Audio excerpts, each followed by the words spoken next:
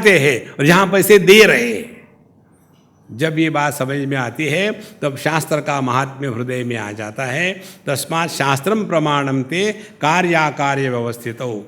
जो अपने जीवन में क्या योग्य है, क्या योग्य नहीं है, क्या करणीय है, क्या करणीय नहीं है, यह शास्त्रों के सिद्धांत के अनुसार चलाता है, तो वही इस जगत में सुखी हो सकता है। ज्ञात्वा शास्त्र विधानोक्तम कर्म कर्तुम इहार्हसि। इसीलिए हे अर्जुन, शास्त्रों के सिद्धांतों के अनुसार अपने जीवन को चलाओ।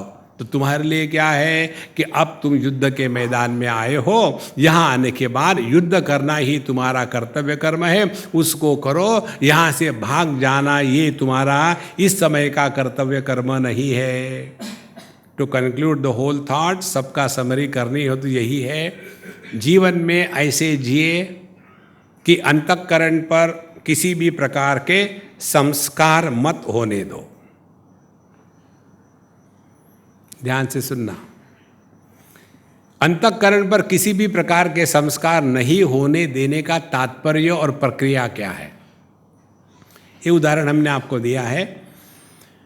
जब अग्नि से हमारा हाथ बचपन में पहली बार जला तो हमने उससे सीखा कि अग्नि हाथ को जलाता है।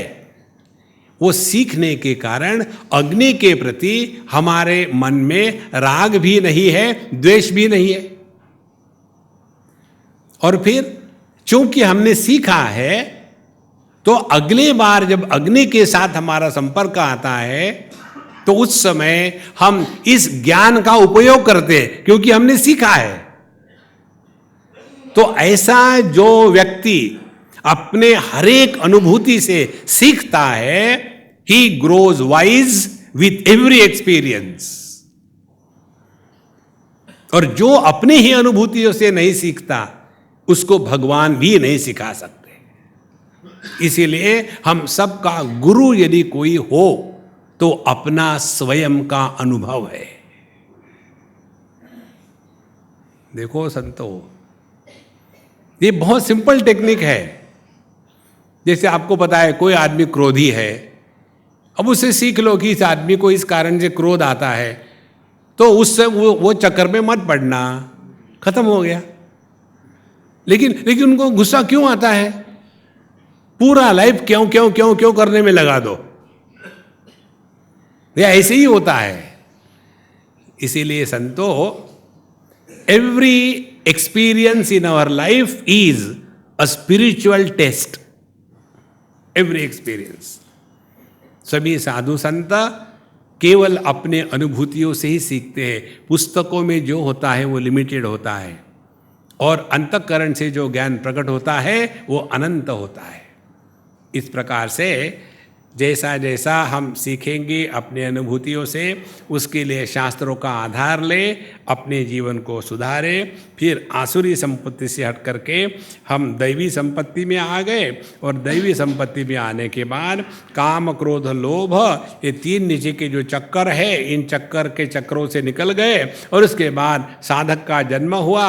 अब ध्यान है केवल अपने अंतःकरण की शुद्धि और पावित्र।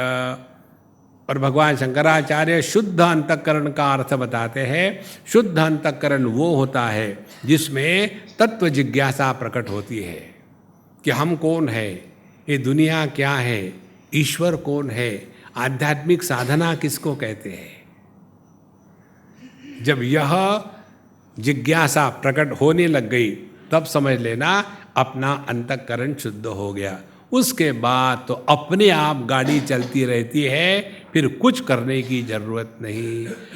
ओम पूर्णमदः पूर्णमिदं पूर्णात् पूर्णमुदच्यते पूर्णस्य पूर्णमादाय पूर्णमेवावशिष्यते।